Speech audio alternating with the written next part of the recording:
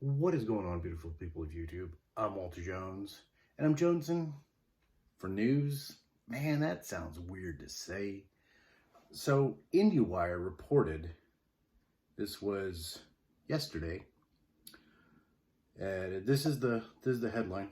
Criterion lays off 20% of staff in reorganization move. That's their quotes on Indiewire. Credit to Indiewire for posting this article. So the president, Peter Becker, told Indiewire the layoffs were, quote, meant to prepare the company for the challenges and opportunities that lie ahead, end quote. So there was roughly 80 staff members in total, and 16 members were let go across multiple departments, several departments is what it says. And that's a bummer, man. I mean, a small company like that, less than 100 employees, and they're laying off roughly 20% of their staff.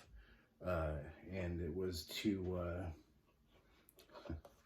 let's see, what is it exactly? Let's see.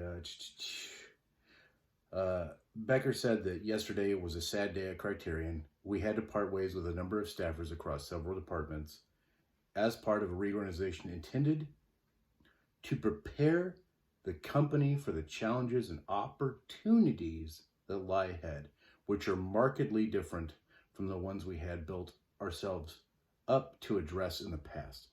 So, like, what does this mean here, really? Prepare the company for the challenges and opportunities that lie ahead. What are the challenges that Criterion is facing? Well, there's a ton of more boutique labels out there. And frankly, they're doing as good or better work than Criterion. Yeah, I said it. I have 3 Criterion box sets sitting behind me, right? I like Criterion. I love Criterion. I love the amount of different stuff that it puts out. I've been a fan for a long time, as I know many of you are in the physical media collecting world. And they say, you know, the opportunities lie ahead. Well, what is that? I mean, look, the slate of films that they're making is not changing. It's not like they're lowering it down to 1 movie a month. They're still coming out with like a movie a week roughly, or 2 depending. If you're talking about Wall-E, that comes out in November. So is it the cost of doing business with other companies that's costing them more money? Is it the cost of trying to keep up in the competitive boutique label market? I'm not really sure. You know, I don't have the answers. It's just what I read. So here's my thing, right? Criterion in November is going to do, well, Criterion in conjunction with Barnes & Nobles, or Barnes & Nobles in conjunction with Criterion. I don't know the ins and outs of this. Is the 50% off sale, right? And I wanted to stock up on a couple titles. You know, a couple are coming out very soon, and I don't want to pay $40. No one wants to pay $40 for a Blu-ray. You know, it's hard even paying like $20 for a Blu-ray, right? So there's a few Blu-rays coming out, 1 or 2 4Ks that I'd like to get my hands on. I'd like to keep it up to a dual roller, but at the same time, I'm like, man, they're letting these people go right before the holidays to restructure and, you know, combat the challenges ahead and the opportunities and all that stuff.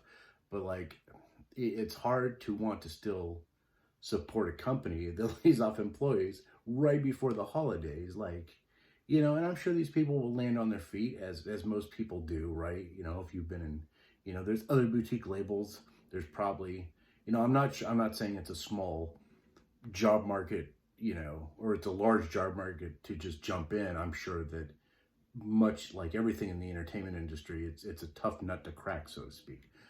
So I'm curious on, what are your thoughts on this article from Indiewire? You know, again, it's from Indiewire.com. If you scroll kind of to the bottom of the page, it's there. You can check it out for yourself, come up with your own conclusions. These are just my own personal opinions. You know, what do I know here? I'm just a physical movie collector, you know, that does enjoy the Criterion collection, but at what cost, right? So comment down below what you think. What do you think Criterion's doing? Why are they doing it at this point in time?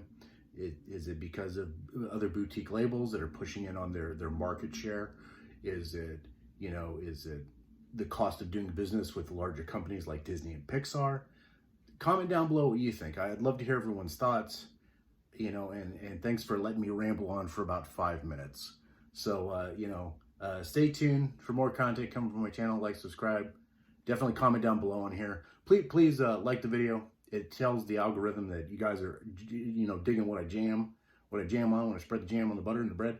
I don't know where I'm going there. Okay, anyways, thanks for listening to me rant, guys, and I'll see you real soon. All right, later.